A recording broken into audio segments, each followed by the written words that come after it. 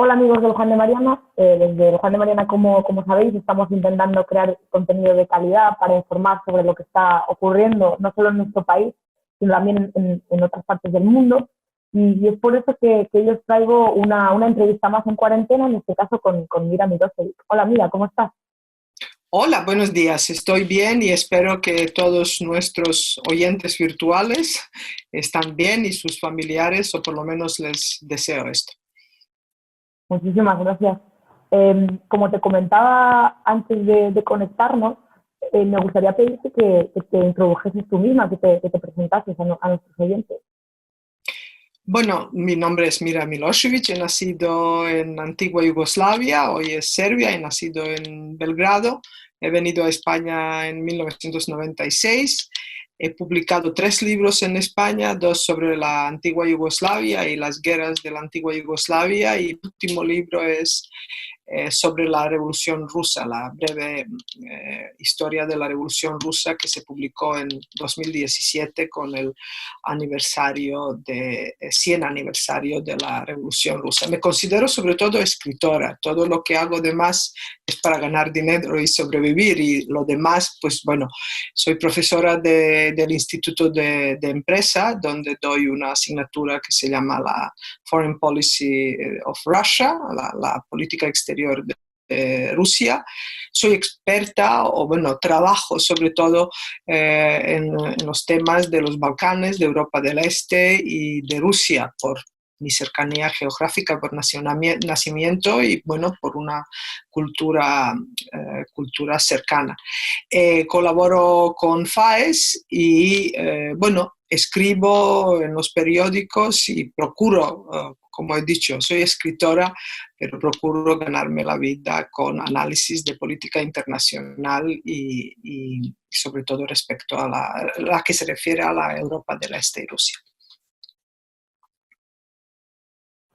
Perdón, he visto que estaba muteada.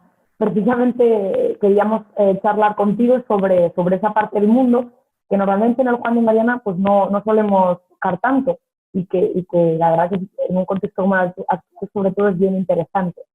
La primera pregunta que te querría hacer es si crees que hay un patrón similar en cómo los países de lo que denominamos la Europa del Este están en general afrontando los retos no solo de esta crisis, sino digamos de la actualidad, ¿no? Pues desde las guerras comerciales entre China y Estados Unidos a la gestión de la pandemia y este tipo de cosas.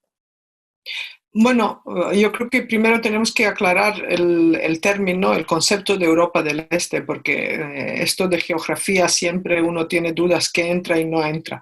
Durante la Guerra Fría, lo que se llamaba la Europa del Este fue en los países que dependía de la Unión Soviética desde 1945-46, cuando empieza la Guerra Fría, hasta la caída del muro de Berlín y, bueno, sobre todo desintegración de la Unión Soviética en 1991. Estos países luego, que son República Checa, que se dividió en Eslovaquia y República Checa, Hungría, Polonia, luego los Bulgaria, Rumanía, son países que, como he dicho, formaban parte del Pacto de Varsovia. A partir de 2004, pero sobre todo ya con la desintegración de la Unión Soviética, estos países quieren lo que ellos llamaron volver a Europa. Y por lo tanto, hoy en día no llamamos estos países Europa del Este, estrictamente hablando. Hoy en día la Europa del Este son los países que quedan entre los países bálticos desde arriba y en la frontera pues con Polonia, Bulgaria y Rumanía y Rusia actual. Pues por lo tanto allí está Bielorrusia, Ucrania, Armenia, Moldavia y Azerbaiyán. Hoy en día la Europa del Este es esto, es entre la Unión Europea y la Unión Soviética. Yo supongo que tú me preguntas por ambos grupos de países, tanto los de Europa de Este, geográficamente hablando, de los que he mencionado, y de otros. Y bueno, allí hay diferencias. Primero, yo quiero destacar que los países del Este han gestionado maravillosamente y con mucho éxito la crisis de coronavirus. Ellos, paradójicamente, su estrategia ha sido basada en la conciencia que tienen unos sistemas de salud muy frágiles, que tienen falta de infraestructuras, que tienen poco presupuesto para la sanidad pública y por lo tanto habían decidido que era mejor prevenir que curar. Por lo tanto, son los primeros, por ejemplo, que cierran las fronteras ya a finales de febrero. República Checa en esto fue un líder. A finales de febrero ya se cierran las fronteras, se cierran las escuelas, se limita la movilidad entre la ciudadanía, se limita el transporte público. Quiero decir que se toma, y por ejemplo el uso de mascarilla, a pesar de las recomendaciones de la Organización Mundial de Salud, fue inmediatamente obligatoria llevarla. Quiero decir que toman una serie de medidas y tienen pues unas cifras tanto de contagio como de muertes muy, muy bajas, que no llegan, en el caso de República Checa, pues no llegan ni a 500, por ejemplo, los contagios, y las muertes, pues hoy en día no sé exactamente cuáles son, pero se trata de cifras muy, muy bajas, sobre todo si lo comparamos lo que está ocurriendo en España o en los países occidentales.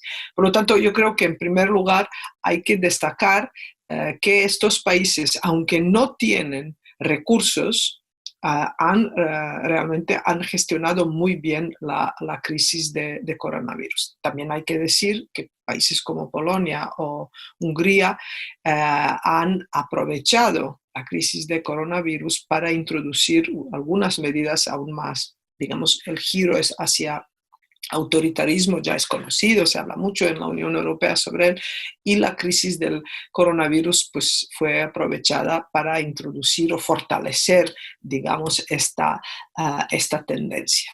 Dicho esto, de la parte de salud, que se puede hablar mucho, pero la verdad que los datos cambian diariamente y es complicado hablar con exactitud y números. Lo que sí podemos afirmar que hay una buena gestión de la crisis del coronavirus y, como he dicho, y de verdad me parece paradójico, que está basada en la falta de recursos y en la fragilidad de las infraestructuras sanitarias. Estos países, algunos les llaman también Grupo de Visegrado, sobre todo desde la crisis de la inmigración de 2015, cuando quedaron cerrar las fronteras, pues esta vez han tenido un pretexto y una justificación mucho más sólida desde el punto de vista de ellos y por lo tanto cerraron sus fronteras con mucho gusto, ¿no? Lo que no consiguió la crisis de migraciones de 2015 lo ha conseguido el coronavirus. Ellos siguen, digamos, con su particular guerra dentro de la Unión Europea, pero, y ahora perdona que responda tan lentamente, pero que sobre todo quería aclarar conceptos. Tu pregunta se refería a que ellos están entre los Estados Unidos y China, pero quería también subrayar que ellos dentro de la Unión Europea tienen sus propias guerras y sus propios desacuerdos con lo que ellos llaman la vieja Europa, ¿no? En primer lugar, estos países sufren más de lo que llamamos, bueno, desinformación, que son las medidas activas o las operaciones especiales que hasta ahora fueron siempre potenciadas sobre todo por Rusia, pero desde el comienzo de coronavirus lo que se ha notado es que China ha aprendido muy rápido las tácticas rusas de la desinformación, empezando con lanzar primer mensaje que el virus fue traído a los Juegos Militares a Wuhan por los militares de los Estados Unidos, ¿no? Esta narración del origen del virus fue lanzada por China, por los líderes políticos chinos, y luego repetida muchísimo tanto por los medios de comunicación de Rusia como de China, ¿no? Este modelo de lanzar una noticia y luego repetirla muchísimas veces, tanto por redes sociales como por los medios de comunicación es el paradigma, digamos, y la táctica principal de la desinformación de Rusia, de las tácticas rusas. China, esto hace en tiempos de coronavirus, pero antes de la crisis de coronavirus sabemos que China había firmado prácticamente con todos los países de Europa del Este y de los Balcanes un acuerdo que se llama 16+1 y que suponía, bueno, era una especie de la ruta de seda especializada en la Europa del Este, ¿no? China tiene muchísimos intereses económicos y es su manera de introducirse en Europa. Y es por lo que va, es lo que quiere hacer y lo que está haciendo. En la época de coronavirus ha lanzado muchos mensajes, como he dicho, sobre todo para acusar a los Estados Unidos y de alguna manera blanquear su catastrófica gestión al comienzo de crisis de coronavirus. Queda por ver, muchos países van a pedir indemnizaciones y pagos de China por los daños económicos que se han producido porque hay una sospecha sólida de que China había ocultado los datos reales de los contagiados y de los fallecidos. Hoy en día todavía pensamos en ello. Cuando decimos que estos países están entre China y los Estados Unidos, bueno, China ha llegado allí y tiene sus propias tácticas para quedarse y para ganar la población de estos países. Los Estados Unidos, al contrario, siempre de alguna manera han estado allí, en dos sentidos. Primero es que durante la Guerra Fría los Estados Unidos, pues bueno, fueron el actor estratégico fundamental e imprescindible para mantener el equilibrio poder entre dos grandes potencias en el teatro que suponía Europa. Quiero decir, Europa no tenía capacidad de protegerse de la Unión Soviética, que era una potencia nuclear, sin los Estados Unidos. Los Estados Unidos estaban allí en sentido de como un actor estratégico y como un actor imprescindible para el equilibrio del poder. De otra manera, también han estado presentes, y esta manera han estado presentes como símbolo de libertad y de las democracias liberales que estos países aspiraban un día, digamos, unirse a ellos. Por eso este discurso después de la caída del muro de Berlín de vuelta a Europa o insistencia de convertirse en miembros de la Unión Europea y la OTAN. En este sentido, los Estados Unidos han estado en estos países y, como suele decirse, los Estados Unidos son un imperio por invitación, no es un imperio que quiere conquistar. Estos países están encantados de tener paraguas de protección de los Estados Unidos. Esto es un poco el background histórico. China llega desde el auge económico, sobre todo, y empieza a invertir muchísimo en estos países y comprar, pues, desde puertos y infraestructuras hasta digamos, pues bueno, ahora en forma de ayuda sanitaria, la llamada diplomacia de mascarillas, invierte en estos países. Ahora creo que tenemos otro tipo de problema, ¿no? Que es la ausencia de la indispensable nación, que indispensable nación era una frase y una definición que frecuentemente usaba Madeleine Albright, que fue secretaria de Estado con el presidente Bill Clinton, ¿no? ¿Dónde está la indispensable nación, ¿no? Y en este sentido, pues bueno, hay un vácuum, hay un vacío que China puede intentar ocupar por la ausencia de liderazgo de los Estados Unidos. Porque hay que tener en cuenta que los Estados Unidos, por primera vez realmente desde el final de la Segunda Guerra Mundial, los Estados Unidos no se han puesto al frente de liderar una crisis en el mundo, ¿no? Hasta ahora siempre lo han hecho ellos y puedo decir que incluso no es que peligre el mundo, sino que claramente vemos que el concepto, que el multilateralismo no funciona sin los Estados Unidos, que no podemos salir de esta crisis sin una cooperación multilateral y claramente tenemos que reinventar este multilateralismo. Perdona por mi respuesta tan larga, pero es muy buena pregunta. No, ha sido súper interesante. Me parece que describes un orden mundial y una relación de fuerzas muy interesante, que en parte había leído en el último artículo que publicaste precisamente sobre esto, sobre los cambios o no tan, o mejor dicho, cambios de tendencias que podía haber en el orden mundial. Y claro, me surgen muchísimas preguntas, ¿no? En base a todo lo que me has contado.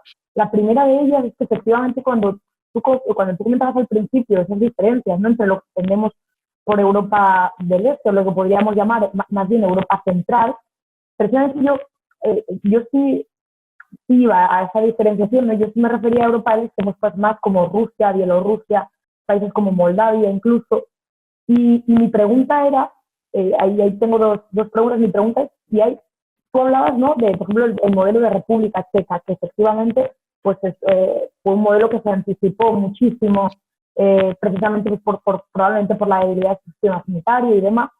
¿Tú crees que hay una diferencia, ¿no? Porque luego hablabas de todo el tema de la desinformación, que sé que también has escrito bastante sobre ello, en Rusia. Entonces, podemos como contraponer esos dos modelos, ¿no? Un modelo, entre comillas, ¿no? Liderado por Rusia y de talante, por así decirlo, más autoritario, y un modelo checo que pues probablemente haya sido mucho menos autoritario, haya sido más rápido, más eficaz.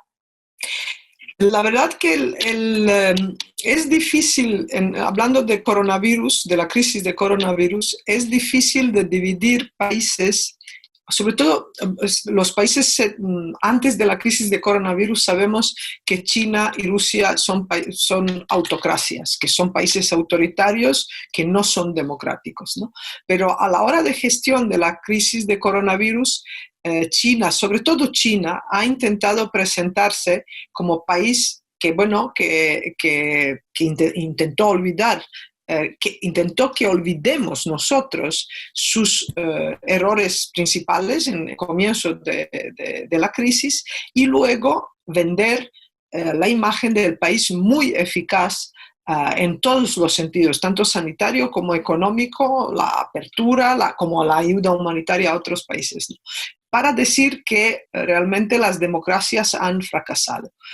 Y yo allí, República Checa lo ha hecho muy bien, pero lo que tenemos también que mirar, los países pequeños como Corea del Sur, Taiwán, Israel, lo han hecho maravillosamente, por ejemplo, pero las medidas de Israel, que es sin duda un país democrático, han sido bastante autoritarios. Israel fue el primer país que introdujo el seguimiento de movimientos de las personas por su teléfono móvil, que es, bueno, directamente una invasión a los derechos individuales, ¿no? Fue una gran polémica, pero Israel tiene muy bajos niveles de tanto de contagio como de fallecidos, ¿no? Hay dos modelos, pero no necesariamente los autoritarios lo hacen mejor que los demócratas o los demócratas que los autoritarios. República Checa lo ha hecho muy bien, pero lo está bien haciendo los Estados Unidos con Donald Trump, que recomienda beberse lejía para no ir más allá, ¿no? Si nos quedamos en Europa del Este, la República Checa lo está haciendo muy bien.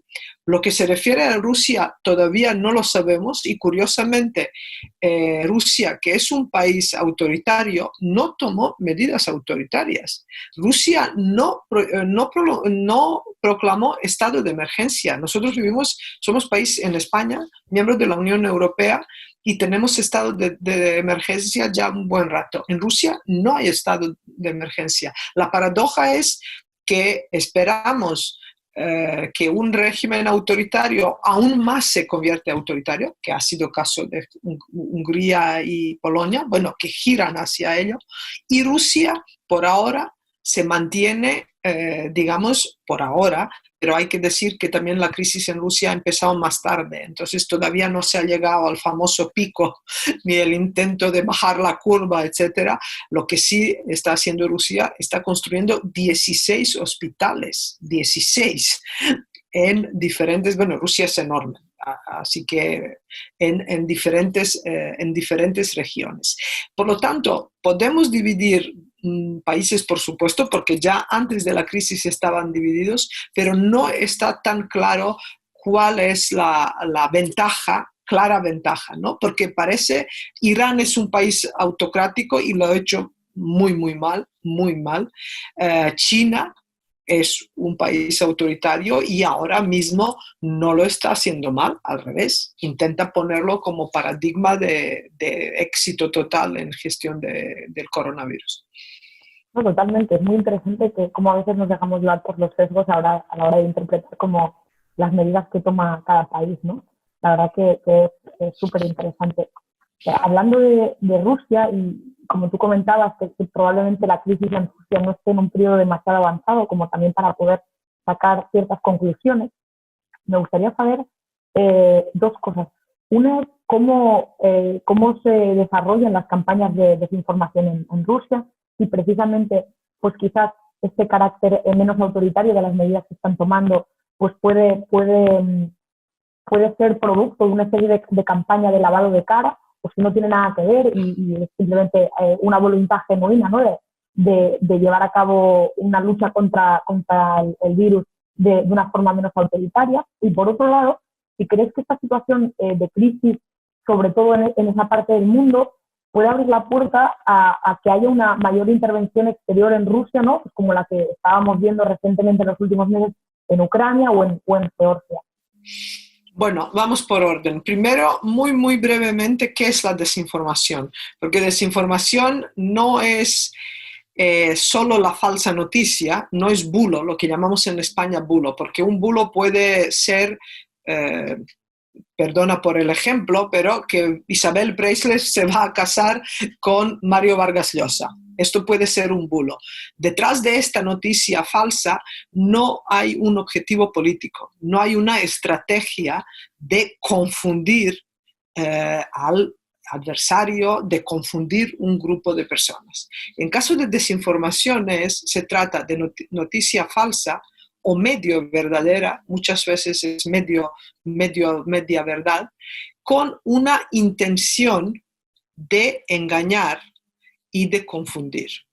Así que lo que es importante saber es la diferencia básica entre bulo y desinformación es la intención.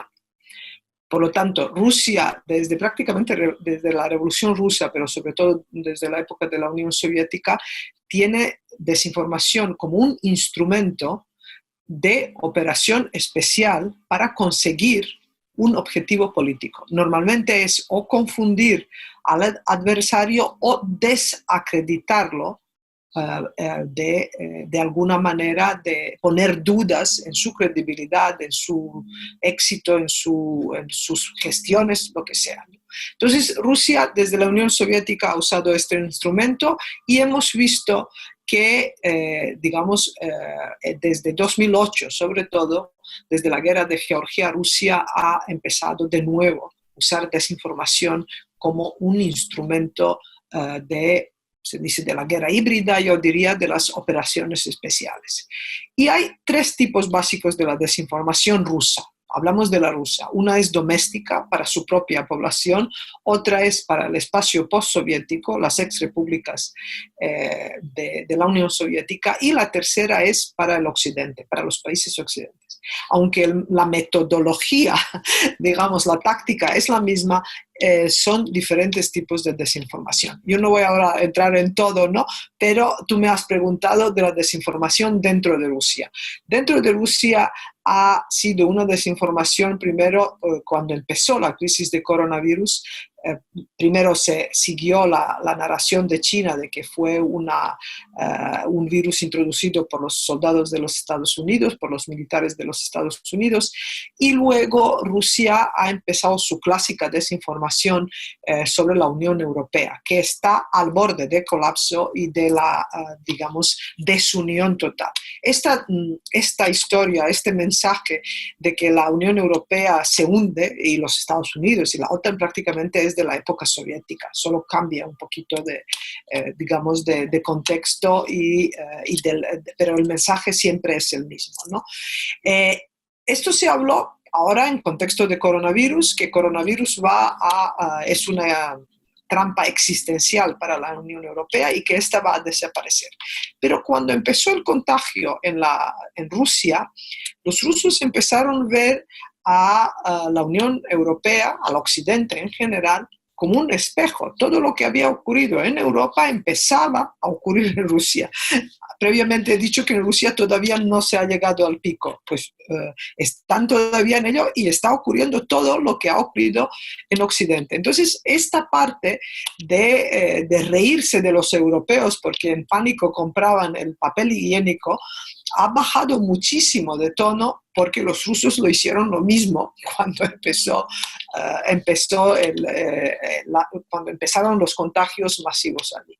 Y en este sentido, paradójicamente, la desinformación doméstica, cuyo objetivo principal siempre es crear una mayor cohesión dentro de su propia población y, por otro lado, desacreditar Occidente, en este caso la Unión Europea, la OTAN, los Estados Unidos, para crear también un sentimiento antioccidental, porque el mayor temor del régimen de Vladimir Putin es que los rusos quieran parecerse de verdad a los países de la Unión Europea, ¿no? Que quieren democratizarse. Paradójicamente, como he dicho, la crisis ha cambiado y ha suavizado este mensaje porque, como he dicho, la Unión Europea en este caso es un doble, ¿no? Eso no quiere decir que no se hace desinformación en el espacio postsoviético. Y en el espacio postsoviético son mensajes en estos países ex-repúblicas de la Unión Soviética, son mensajes también que llegan a Rusia y al Occidente. Básicamente están enfocados en Ucrania o en Georgia, en los países donde existen conflictos congelados. Y el mensaje principal es que Ucrania está abandonada por sus amigos de Occidente y que está al borde de colapso. Porque tiene un sistema sanitario muy malo, porque no ha hecho lo que tenía que hacer, etc., ¿no? Lo de infraestructuras sanitarias es verdad para todos estos países, no solo Ucrania, ¿no?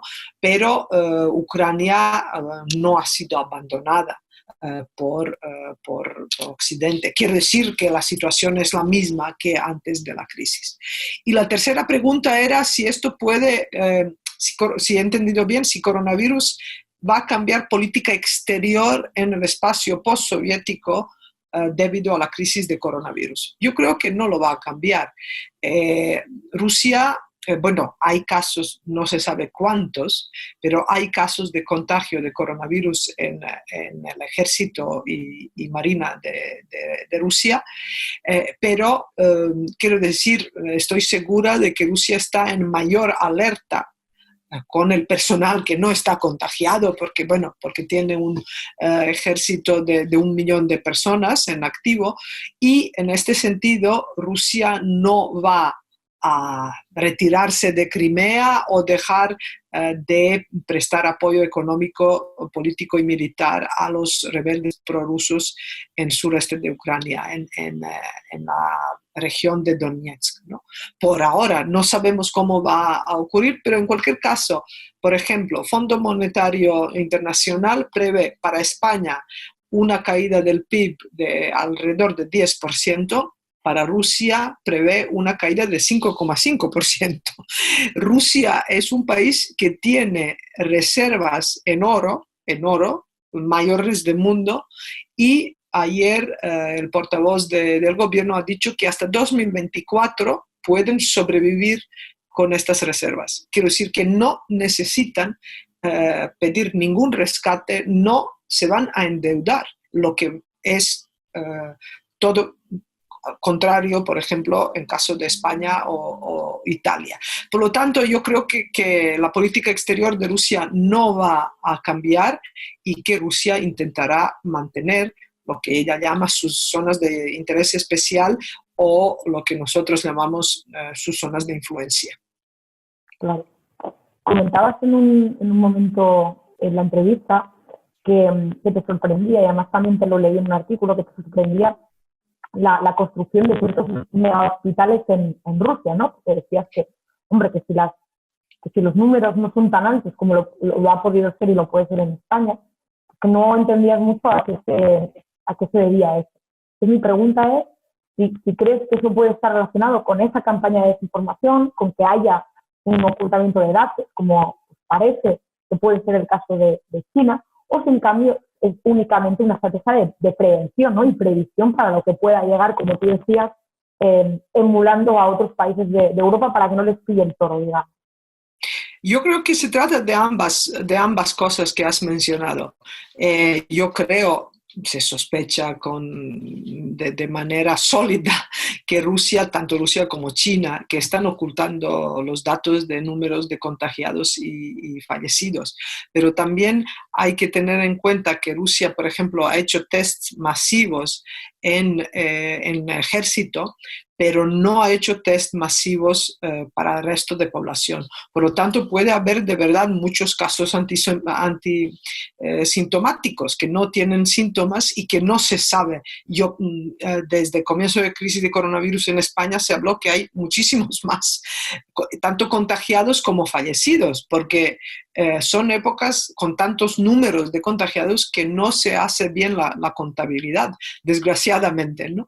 En Rusia puede ocurrir también, pero digo, por ejemplo, de casos de contagios en el ejército, lo más probable es que se ocultan, que no hay datos fiables del todo. Por lo tanto, allí está, pues bueno, no sabemos con exactitud qué pasa. Y sobre todo, Rusia es un país enorme, enorme. Tiene 15 regiones y los datos de Siberia no se transmiten con la misma facilidad que de Moscú. Moscú es el foco del contagio, hay mayor número de contagiados, digamos, que en toda Rusia. Y la segunda, por lo tanto, allí hay una parte de desinformación, pero también una parte, digamos, del contexto y circunstancias en que se encuentra Rusia y su enorme territorio. La segunda pregunta respecto a los hospitales, yo creo que allí hay una parte de la propaganda política, doméstica en este caso, porque qué mejor decir que vas a invertir millones de rublos en construcción de hospitales, ¿no? Los hospitales eran necesarios ya antes de la crisis y además Vladimir Putin en su discurso anual que pronunció en enero de 2020 había anunciado el mayor gasto social y el mayor gasto en sanidad. Entonces esto es como un poco, el mensaje es gastamos este dinero porque lo hemos prometido a pesar de la crisis, ¿no? Y desde luego, como he dicho, se trata de un país con infraestructura muy frágil en la sanidad pública que obviamente es necesario y como tú has dicho para que no les pille el toro ese intento de prevenir, pero invertir en salud pública en un país como Rusia siempre es bueno, y bueno, en cualquier país de hecho, pero en Rusia especialmente porque está muy deteriorado. Lo que sí que hay que destacar, Rusia tiene, digamos, el mayor número de epidemiólogos y médicos que se dedican a las enfermedades infecciosas. Por, digamos, 100.000 personas tienen 674 médicos, que es un número muy especializados, médicos especializados en enfermedades infecciosas. Y es un número muy elevado, por ejemplo, en comparación con los países occidentales, donde llega, pues no sé, alrededor de 300. Ahora hay muchos números, cada día salen las comparaciones, etcétera, pero sí lo que quiero decir, Rusia tiene una tradición de frágil infraestructura sanitaria pública y también tiene tradición de buenos médicos y buenos científicos. Perfecto. Para terminar, si te parece, y sobre todo aprovechando que nos siguen muchísimas personas de América Latina, me gustaría hacerte una pregunta que probablemente muchísima gente de la que nos se pregunte, y es, ¿qué influencia real tiene Rusia en países de América Latina, ¿no? Como puede ser pues, Venezuela? Bueno, yo mientras preguntabas iba a decir, pero si no en la América Latina no es un espacio homogéneo para decir América Latina, pero es obvio que Venezuela es uno de los países donde Rusia tiene, digamos, una mayor influencia. Yo creo, respecto a la actitud de Rusia en América Latina y sus acciones, se puede dividir en tres grupos los países allí. Los antiguos aliados, como son Cuba y Nicaragua, por ejemplo.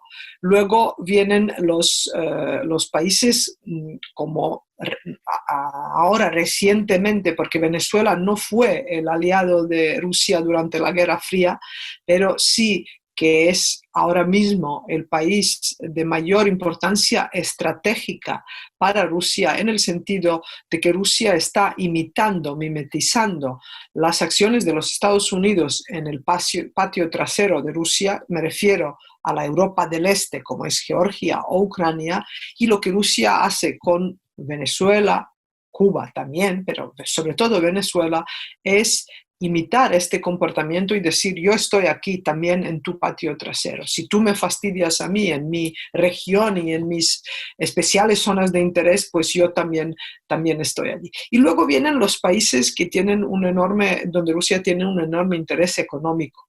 Entre ellos especialmente destacan Brasil y México, pero también desde las sanciones de la Unión Europea, Rusia, por ejemplo, ha firmado el acuerdo de Mercosur y todo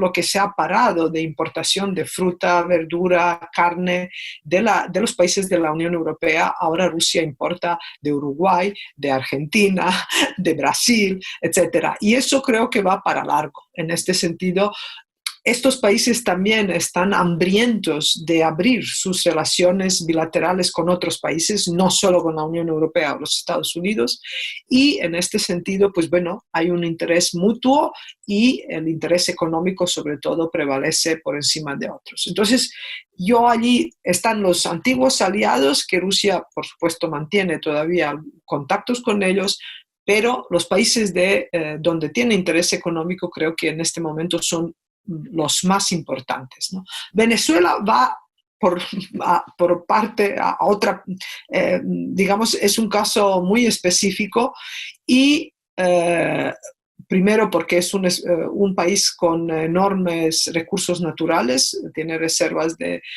petróleo enormes y hasta hace poco Rosneft, la empresa rusa, fue, digamos, el mayor mediador en la venta del petróleo venezolano en el mundo, ¿no? Después de que los Estados Unidos introdujeron unas sanciones, esto se ha parado por ahora, pero el régimen de Maduro sobrevive muchísimo gracias al apoyo económico de Rusia, pero también de China,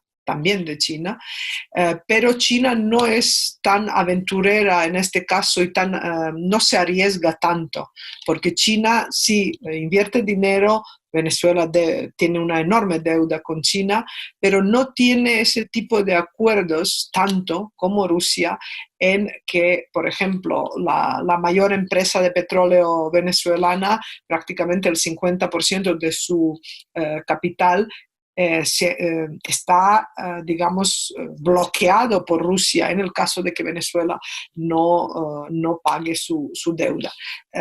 Venezuela está endeudada con Rusia y petróleo es el elemento que se supone que debe, digamos, equilibrar esta deuda y garantizar su pago. Dicho esto, políticamente y militarmente, aunque Rusia no piensa intervenir militarmente como lo ha hecho en Siria o Ucrania, primero porque Venezuela está muy lejos y segundo porque no tiene recursos económicos para hacerlo, sí que hace un apoyo, digamos, técnico y manda a sus técnicos, manda su personal para mantenimiento de armas que ha vendido a Venezuela. Cuando he mencionado interés económico, he mencionado frutas y verduras, pero realmente Rusia es el mayor proveedor de armas en América Latina. Está el segundo vendedor de armas en el mundo y en América Latina, pues Venezuela,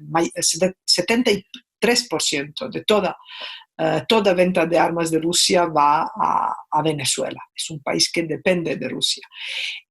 Dicho todo esto, voy a añadir una cosa más. Si se produce un cambio de régimen en Venezuela, Rusia va a negociar con un nuevo presidente, sea este Guaidó o quien sea. Quiero decir, en este sentido tiene claro lo que es su interés nacional y siempre toda actitud de Rusia y todas las acciones de Rusia están inspiradas en llevar la contraria a los Estados Unidos. Este es el juego, no es que tenga un enorme amor por, en este caso, Nicolás Maduro. Muchísimas gracias. Mira, ha sido una tertulia súper interesante.